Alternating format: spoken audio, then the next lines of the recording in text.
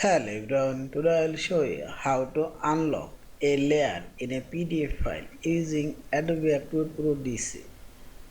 Open your PDF file with Adobe Acrobat Pro DC. Select File option and select and open. You can open your folder and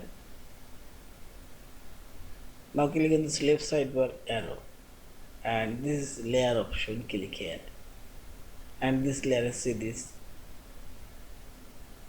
lock. Now click on this layer and select right button for your mouse cursor. Select properties and this lock check mark and uncheck this and finally select OK. Now you can on or off this layer eye. Also you can edit this layer, you can apply, you can fill out in this layer, merge. Also you can input as a layer, you can apply layer override and so on. Yeah, and finally select this file option, save or save as a PDF file.